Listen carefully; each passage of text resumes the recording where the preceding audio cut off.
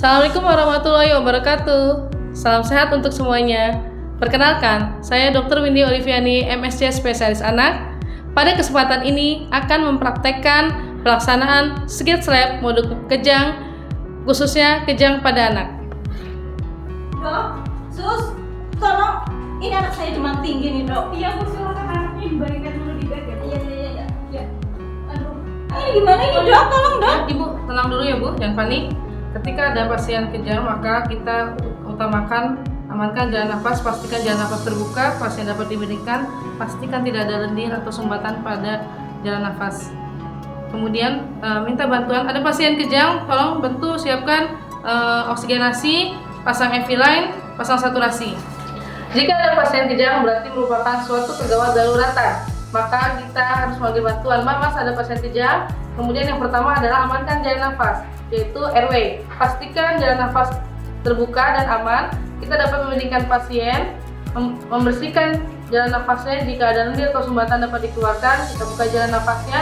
Kemudian breathing, yaitu pastikan pernapasannya aman. Pasien jika diperlukan dapat digunakan alat resusitasi. Kemudian sirkulasi dipasang epilen, dan kemudian drugs atau obat-obatan kita masukkan di diazepam suppositoria sesuai dengan berat badan. Berat badannya berapa ya Bu? 9 kilo sus. Pasang oksigenasi, kemudian cek saturasi, kemudian pasang IV line. Jika IV line sambil masih dalam posisi dipasang lewat pantat, dapat dimasukkan dulu sambil pasang IV line. Ya. Kejang berhenti. Jika nanti IV line sudah terpasang, maka obat-obatan untuk anti kejang dapat dimasukkan melalui infus atau IV line. Setelah diberikan diazepam 5 mg suppositoria atau rektal dan pasien sudah tidak kejang lagi, maka kita lakukan observasi. Setelah observasi, jika pasien stabil dan tidak kejang kembali, maka langkah selanjutnya adalah melakukan anamnesis. Ya Bu, saya Dr. Windy yang bertugas di IGD. Tadi anak Ibu kejang ya. Saat ini kejang sudah berhenti. Tadi sudah diberikan tata laksana kejang. Kita sudah masukkan obat anti kejang yang lewat tubuh tadi ya Bu ya. Saat ini sementara pasiennya stabil, saya ingin tanya terkait kondisi Ade ya Bu ya. Ibu namanya siapa? Saya Ani dok, Ibu Ani. Ibu Ani, usianya berapa Bu? 26 tahun. 26 tahun. Iya dok. Tadi yang Ibu bawa kejang ini tadi putra atau siapanya Bu? Iya, itu anak saya dok. Putra Ibu ya. Iya. Yang keberapa Bu? Yang pertama, Namanya siapa? Tono. Tono. Iya, Tono usia berapa Bu? baru 1 tahun dok. 1 tahun. Tadi ceritanya bagaimana Bu sebelum kejang? Kondisinya, tadi kan Ibu datang bilang anaknya demam ya. Iya dok. Sudah berapa lama demamnya? Demamnya itu dari kemarin sih dok. Apakah ini kejang yang pertama atau pernah sebelumnya kejang? Baru pertama kali dok. Baru pertama kali ini? Iya dok. Tadi kita menyaksikan bersama kejangnya tadi sekitar kurang dari 1 menit, kelojotan seluruh tubuh, kemudian matanya mendelik ke atas, kaki tangannya kaku-kaku. Sebelum dibawa ke UGD, anaknya sadar nggak Bu? Sadar dok. Sadar ya? Iya dok. Berarti pas tidak sadarnya saat kejang tadi ya? Iya dok. Baik. Demamnya dari kemarin ya Bu ya? Iya dok. Sempat diukur suhunya? Kayaknya 38 apa ya dok? Suhunya 38 Iya. ya? Ibu sempat memberikan penurun demam? Iya dok, saya kasih paracetamol yang sirup. Berapa dosisnya Bu? Itu 1 sendok itu Satu dok, 1 sendok takar. Oh, 1 sendok takar. Ya sudah benar Bu. Untuk demamnya sendiri apakah naik turun? Iya dok, kalau habis dikasih obat ya turun gitu dok. Terus naik lagi? Iya betul dok. Baik. Apakah ada keluhan lain selain demam Bu? Itu dok ada dok. Sebenarnya kemarin itu dia selain demam batuk juga sama pilek dok. Baik, batuk pilek ya. Ada batuk pileknya itu sudah berapa hari? Iya itu bareng sama demamnya dok. Oh, berarti baru kemarin ya? Iya, Berarti kemarin demam, doang. batuk pilek semua 1 hari kemarin ya? Iya dok. Baik Bu. Kemudian kalau untuk muntah, diare ada? Tidak ada sih dok. Tidak ada. Makan masih baik? Lumayan dok. Lumayan deh. Kalau untuk di keluarga sendiri, apakah ada riwayat kejang atau kejang dengan demam? Setahu saya sih tidak ada dok. Nggak ada riwayat kejang di keluarga? Tidak ada, ya? Dok. Baik Bu, kemudian saya ingin bertanya untuk riwayat kehamilannya. Untuk kehamilan Ibu gimana waktu hamil adik? Seingat saya sih normal, Dok. Nggak ada keluhan? Tidak ada. Muntah, berlebihan? Tidak, Dok. Kemudian apakah ada keluhan demam sama hamil? Seingat saya tidak ada, Dok. Normal semuanya, Tidak Dok. ada perdarahan? Iya, tidak ada, Dok. Untuk persalinannya normal apa sesar Bu? Normal, Dok. Normal ya? Iya, Dok. Lahirnya di mana adik? Di bidan, Dok. Bidan. Baik, lahirnya apakah langsung menangis? Iya, Dok. Ingat saya bayinya langsung nangis. Cukup bulan atau kurang bulan prematur gitu Bu? Cukup bulan, Dok. Cukup 9 bulan. Masih ingat beratnya Bu waktu lahir berapa? Lupa, Dok. Ya, nanti mungkin saya bisa lihat dari buku KIA-nya ya. Iya, Dok. Untuk riwayat imunisasinya bagaimana? Lengkap, Dok, sampai sekarang. Lengkap ya imunisasinya ya. Ini kan usianya adik 1 tahun ya. Iya. Berarti sudah sampai imunisasi campak yang 9 bulan. Iya, Dok. Baik Bu. Kemudian adik diberikan ASI atau susu Iya, formula? masih ASI, Dok. Masih ASI sampai sekarang. Kalau untuk makanan pendamping ASINya mulai dikasih makan umur usia berapa Bu adik? Kemarin waktu usia 6 bulan sudah saya tambah itu, Dok. Makanan, Dok. Iya, berarti mulai diberikan makanan pendamping ASINya mulai usia 6 bulan ya? Iya, Dok. Ya. Berarti sekarang sudah usia 1 tahun sudah mulai makan hampir seperti makanan keluarga berarti. Iya, ya, Bu? betul, Dok. Baik Bu, terima kasih atas informasinya. Saya akan melakukan pemeriksaan fisik pada adiknya. Iya, Dok. Sebelum melakukan pemeriksaan fisik, maka kita minta izin dulu kepada orang tua. Jika sudah diizinkan, kita lakukan cuci tangan. Lakukan cuci tangan dengan nama WHO. Jadi saya sudah melakukan cuci tangan. Kemudian lakukan pemeriksaan fisik. Pertama kali ketika kita melihat pasien, kita lihat keadaan umumnya, bagaimana kesan sakitnya. Pada pasien ini tampak sakit sedang. Kemudian bagaimana kesadarannya. Pasien sudah sadar penuh atau kompos mentis. Kemudian kita lihat nilai kesan gizinya. Kesan gizinya pada pasien adalah gizi baik.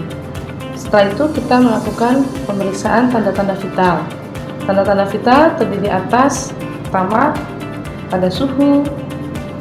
Kita dapat melakukan pemeriksaan suhu. Arsila, usahakan tidak ada baju yang terkena. Jadi kita langsung menempelkan pada kulit.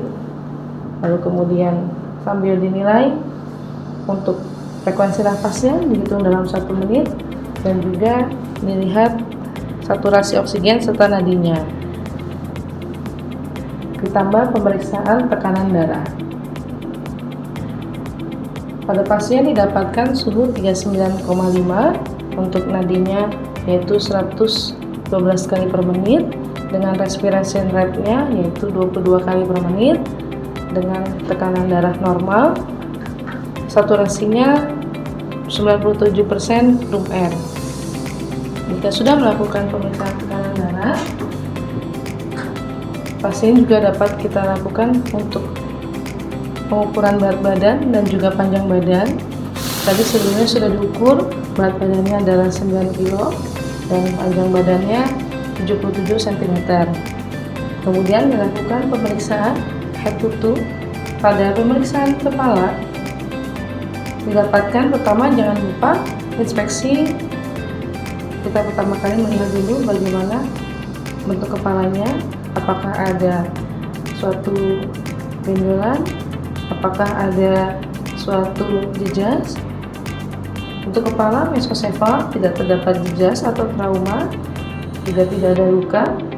Kemudian kita dapat melakukan pemeriksaan perabaan. Kita lihat pada sambil meraba apakah ada nyeri, apakah ada gravitasi.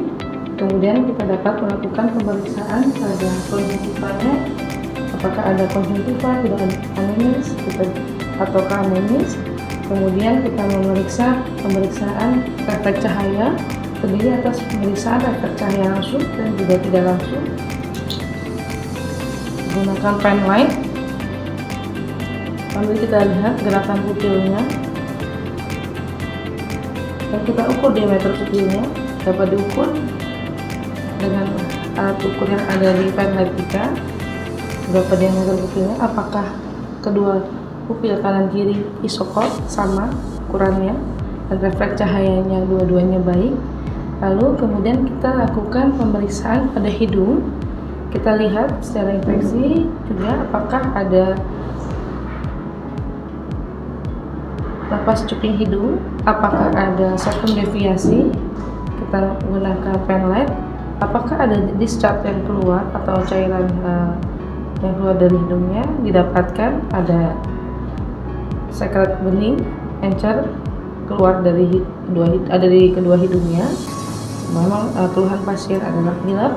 Kemudian kita lakukan pemeriksaan pada rongga mulutnya. Kita lihat dulu dari bibirnya, apakah ada bibir kering, apakah ada sianosis perioral. Kemudian kita minta anaknya membuka mulut. Dek bisa bilang A, ya bagus A. Kemudian kita lihat apakah ada faringe premis. Pada pasien didapatkan faringe premis atau kemerahan. Apakah terdapat pembesaran tonsil? Pada pasien tidak terdapat pembesaran tonsil. Selain itu, kita juga meriksa gigi-giginya, apakah ada karies dentis atau gigi berubah. Pada pasien tidak didapatkan karies dentis. Lalu kemudian kita melakukan pemeriksaan di bagian telinga. Apakah kita inspeksi dulu apakah telinganya simetris, kemudian apakah ada low set ear, yaitu letak daun telinga lebih rendah dari kita tarik dari sudut matanya, kita lihat apakah di bawah dari sudut mata atau tidak. Kemudian pada pasien ini tidak didapatkan low set ear, kita juga bisa melakukan pemeriksaan untuk liang telinganya. Kita tarik liang telinganya ke belakang atas, kita lihat apakah ada serumen, adakah cairan keluar dari liang telinga, baik telinga kanan maupun telinga kiri. Setelah itu kita raba, apakah ada nyeri tekan. D, nyeri nggak deh telinganya? Pada pasien tidak terdapat nyeri tekan dan pemeriksaan telinga dalam batas normal. Lalu kemudian kita melakukan pemeriksaan kelenjar getah bening, mulai dari pemeriksaan kelenjar getah bening dari preaurikular atau di depan telinga, kita raba. Kemudian retroaurikular, kemudian ke kelenjar getah bening di vertikal, di submandibular. Kita raba juga apakah ada deviasi trakea. Pada pasien tidak terdapat deviasi trakea. Lalu masih dalam pemeriksaan leher, kita dapat meminta untuk melakukan pemeriksaan kaku kuduk, yaitu kita melihat apakah ada tanda-tanda meningeal sign atau tanda-tanda peradangan pada mening. Kita lakukan pada lehernya. Sebelumnya kita pastikan apakah ada kudu kaku. Kita gerakan kepala yang kanan dan kiri, tidak ada kudu kaku. Kemudian kita lakukan pemeriksaan kaku kuduk dengan cara menekuk lehernya. Kita perhatikan apakah dagu pasien dapat menempel di dada. Pada pasien didapatkan dagu dapat menempel di dada, maka artinya pemeriksaan kaku kuduk pada pasien adalah negatif atau tidak didapatkan kaku kuduk. Lalu pemeriksaan berikutnya adalah pemeriksaan pada rongga dada, dilanjutkan abdomen. Pada pasien telah dilakukan pemeriksaan toraks dan abdomen. Pemeriksaan toraks dan abdomen dalam batas normal. Kemudian pasien kita lanjutkan pemeriksaan di bagian genitalia dan juga ekstremitas. Pada pasien telah dilakukan pemeriksaan genitalia dan juga ekstremitas. Pada genitalia didapatkan hasil normal, pada ekstremitas juga didapatkan hasil normal. Akral hangat, CRT kurang dari 2 detik, tidak didapatkan tanda-tanda sianosis. Ya, pada pasien kejang ini selain tadi kita sudah melakukan pemeriksaan kaku kuduk, maka kita juga melakukan pemeriksaan dosis V1 pertama yang kita lakukan adalah sama seperti pemeriksaan kaku kudu, yaitu dagu kita dekatkan dengan dada hingga menempel. Jika hasil positif, maka pada saat kita melakukan pemeriksaan screening 1, yaitu dengan menempelkan dagu ke dada dengan leher ditekuk, maka ekstremitas inferior akan fleksi atau terangkat. Kalau pada pasien tidak terjadi hal demikian, ketika kita melakukan penekukan pada leher sehingga dagu dan dada bertemu, maka hasilnya kalau tidak ada fleksi dari kedua ekstremitas inferior atau tidak terangkat pada kedua ekstremitas inferior, berarti hasilnya negatif. Kemudian kita lakukan juga pemeriksaan Brudzinski kedua, yaitu dengan cara kita mengangkat salah satu ekstremitas inferior. Kita lihat apakah ekstremitas kontralateralnya atau sisi yang satunya ikut terangkat juga atau tidak. Jika hasil positif, maka ekstremitas kontralateralnya akan ikut terangkat seperti ini. Namun, jika kita melakukan pengangkatan pada salah satu ekstremitas tapi tidak diikuti dengan ekstremitas yang kontralateralnya, maka hasilnya negatif. Berarti pada pasien ini Brudzinski 1 dan 2 hasilnya negatif. Ini yang saya lakukan adalah Brudzinski 2. Lalu kita lakukan pemeriksaan refleks fisiologis, yaitu terdiri atas refleks mulai dari ekstremitas atas, ada refleks bicep. Pertama kita lihat di sini, kita lakukan pengetukan dengan hollow refleks. Ya, refleks bicep dalam batas normal. Kemudian kita lihat tendonnya untuk refleks dari tricep di sebelah sini. Kita lakukan pengetukan. Hasilnya refleks bicep dalam batas normal. Kemudian kita juga melakukan pemeriksaan neurologis refleks patella. Kita minta pasien meneguk untuk di lututnya, diminta pasien untuk rileks saja. Kita lakukan pengetukan pada patellanya. Ya, hasilnya ketika kita lakukan pengetukan dengan palu refleks, ya ini hasilnya positif normal. Kemudian kita juga melakukan pemeriksaan pada tendon Achilles.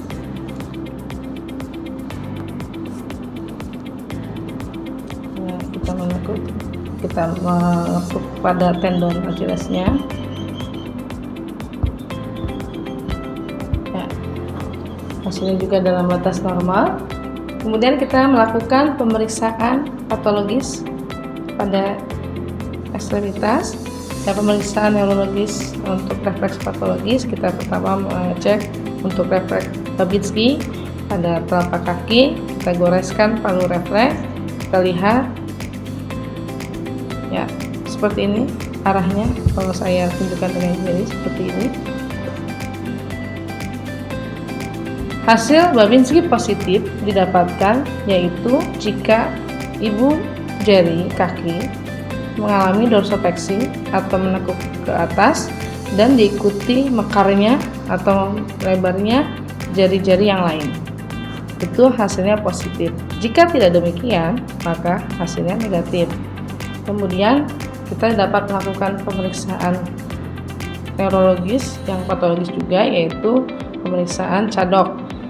Cadok yaitu sama seperti Babinski, hanya saja dilakukan di dorsum pedis. Kita goreskan, ya. Kalau saya tunjukkan arahnya seperti ini. Kalau didapatkan hasil positif sama seperti Babinski, yaitu dorsopleksi pada ibu jari kaki atau ibu jari kaki yang menekuk ke dalam, disertai dengan mekarnya atau melebarnya jari-jari yang lainnya. Kemudian refleks patologis yang berikutnya yaitu open hand. Kita lakukan pemeriksaan seperti ini, kita goreskan seperti ini tangan kita, maka positif jika sama seperti tadi Babinski tadi, yaitu adanya dorsopleksi atau menekuknya ibu jari kaki ke arah dalam atau ke atas dan megarnya jari-jari yang lainnya. Demikian pemeriksaan fisik maupun pemeriksaan neurologis pada pasien. Pada pasien ini tadi kasusnya adalah kasus kejang demam, dan memang dalam pemeriksaan fisik pada kasus kejang demam untuk pemeriksaan neurologisnya dalam batas normal. Jadi tidak didapatkan kabut kuduk dan juga tidak didapatkan refleks patologis.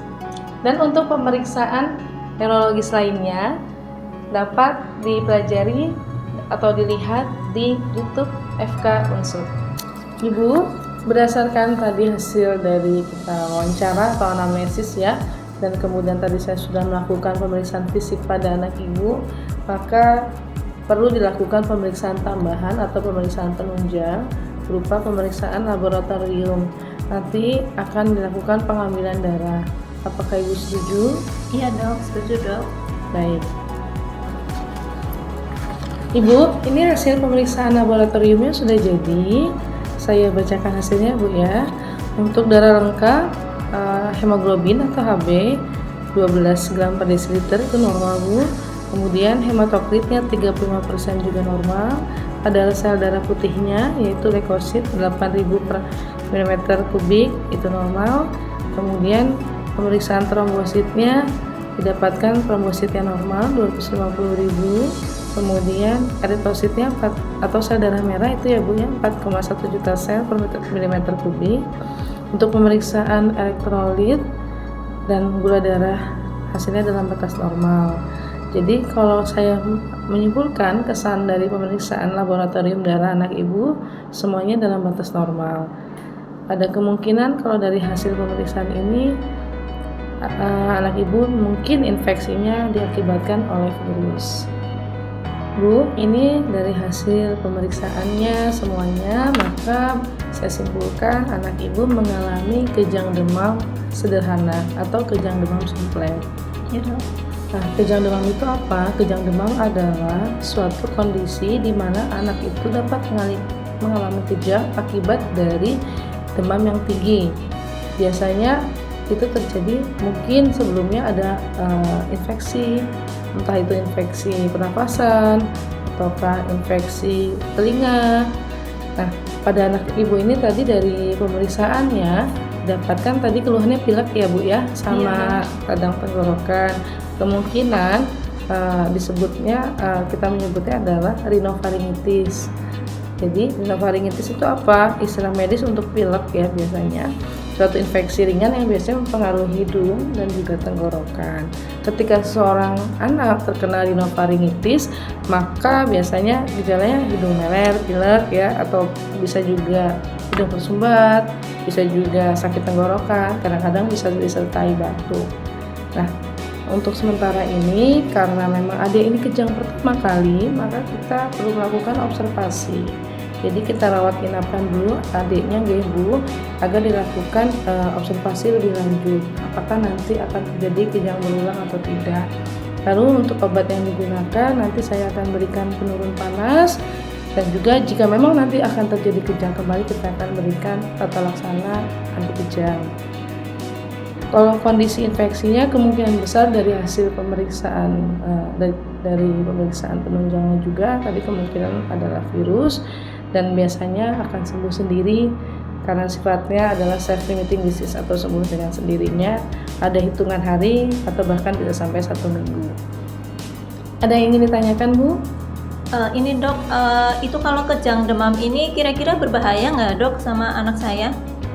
Ya Bu, jadi memang kejang demam ini sangat menakutkan ya kalau kita lihat kejang gitu. Cuma memang kebanyakan kalau kejang demam yang sederhana atau yang simplex itu prognosisnya biasanya baik. Jadi tidak menyebabkan kerusakan jangka panjang. Nah, kejang demam ini bisa terjadi biasanya terjadi usia 6 bulan sampai dengan 5 tahun. Anak ibu tadi usia berapa, Bu? 1 tahun 1 dok. tahun. Jadi masih ada kemungkinan bisa terjadi kejang demam sampai dia usia beresiko ya, maksudnya sampai dia usia 5 tahun. Sehingga nanti yang perlu disiapkan ibu adalah siapkan untuk berjaga-jaga di rumah, siapkan termometer. Jadi ketika anaknya terang banget atau mulai demam, diukur suhunya, sedia juga penurun panas ya Bu ya. Lalu jika memang panas juga tidak membaik, maka segera dibawakan periksa ke fasilitas kesehatan terdekat. Ibu, untuk kebanyakan kasus ini kan memang tadi saya sudah jelaskan kebanyakan tidak berbahaya, namun ibu tetap harus memperhatikan beberapa hal jika memang nanti didapatkan anak ibu kejang kembali. Yang pertama, tetap tenang dan tidak panik. Terus jika memang terjadi kejang, maka longgarkan pakaiannya supaya tidak menghambat jalan nafasnya dan juga pernafasannya. Bila tidak sadar, kondisi kejang tidak sadar, maka ibu dapat memiringkan anaknya yang misal awalnya posisi terlentang bisa dimiringkan, atau bisa juga posisi terlentang tapi dengan kepala miring.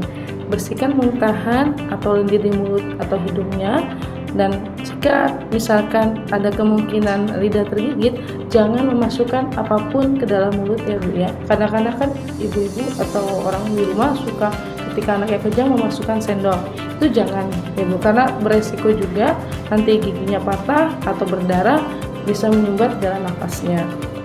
Lalu kemudian ukur suhunya pada saat kejang dan catat kejang sambil ibu juga tetap meminta bantuan pertolongan orang-orang yang ada di rumah.